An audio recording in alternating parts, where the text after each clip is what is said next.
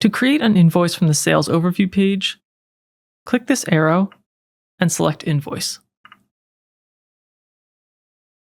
That opens a new invoice draft, and we can start to fill out our fields. For contact, I'll search for our test user and select this one. We can add an issue date on the invoice. Then we can select the due date with all of these quick hit items here. The invoice number will be automatically generated, but you can change this if you'd like. And we have a field for reference. Here you could add anything that you want to search by in the future. Then, down below, we have our items. To add one, click in this box here. Because you're just starting out, we need to create a new item before we can select an existing one. Click this here and we'll create one. In the new item pop-up, I'll click here to add a code.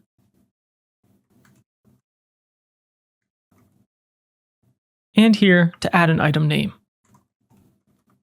For now, I'm not going to track this as an inventory item, and I won't check purchase to add this to bills, purchase orders, and other purchase transactions. I will add a sales price here, then add a sales account. I'll search for cost and select cost of goods sold. You can select the tax rate here in this dropdown, change the description if you'd like, and then you can save. This line is editable, so you can select quantity and change that. And you can add a discount here. If you hover over the tooltip, you can add a discount as either a numeric value or a percentage. For example, we could take $10 off or 10%. To add a row, you could simply click this button, and then you can add new products. We just have the one we created. And to delete this row, click the trash can here. Now, if we scroll down, we can also add a note. I don't have anything in particular I want to add for this test invoice, so I'll just cancel this.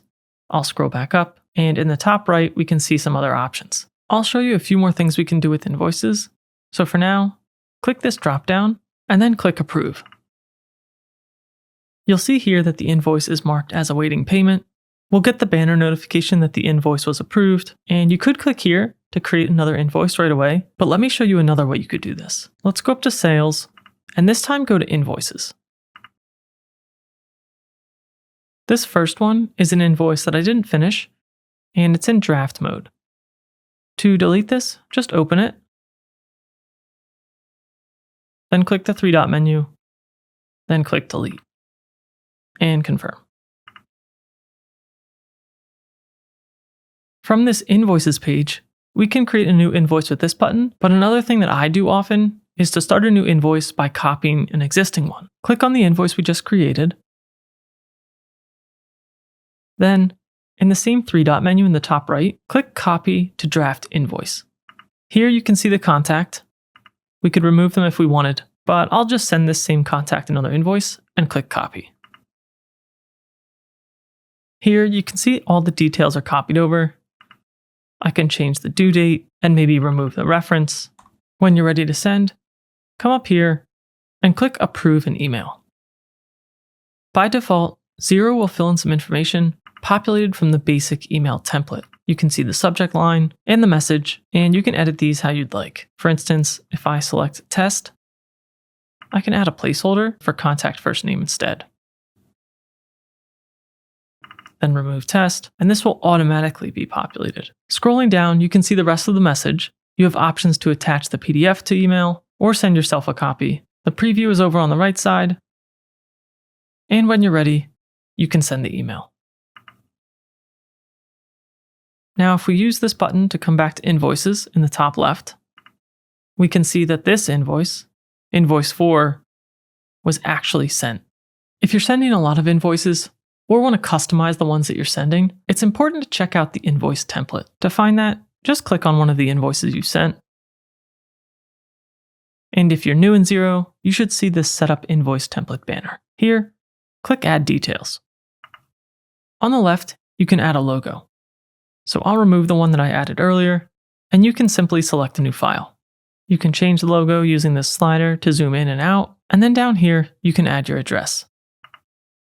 Once you fill out your address, scroll down, and you can check here to enable credit and debit card payments, or you can click here as well to enter your bank account number. When you're done, you can click Save over on the bottom right. I haven't fully completed my Stripe setup on this demo account, so your button might just say Save. I'll return to my invoices by exiting out in the top left, and then I'll click Invoices to view the list. This first invoice was the one that we hadn't yet sent, so I'll open this. And to send at any time, we can open this three-dot menu and then click Email.